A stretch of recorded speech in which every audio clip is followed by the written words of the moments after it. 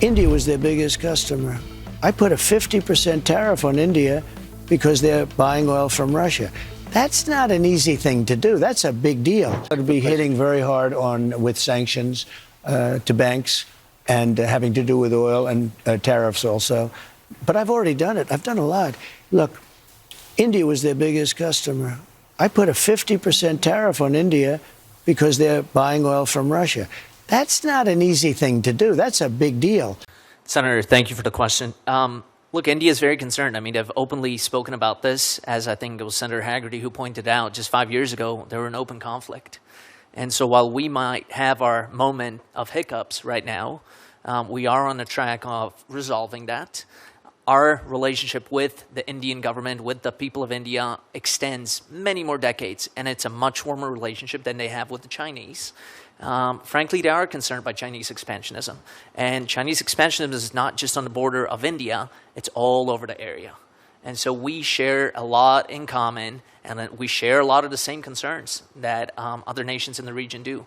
So should I be confirmed, we will make that a top priority, that India is pulled into our side and away from them. I fully agree. Another area that remains under-discussed is cooperation with India, specifically on energy. India has the world's largest population, a booming economy, and it's on track to become the world's largest economy in future years. President Trump is committed to American energy dominance, and obviously my home state of Texas is a powerhouse when it comes to energy. Talk a little bit about the possibilities for U.S.-India energy cooperation.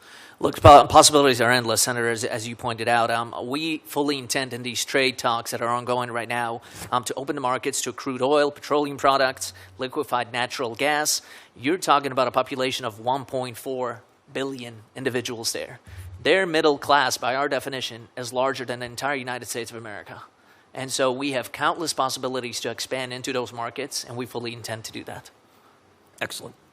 We are prepared to increase pressure on Russia, but we need our European partners to follow us, because if the U.S. and the EU do this together, we are in a race now between how long can the Ukrainian military hold up versus how long can the Russian economy hold up.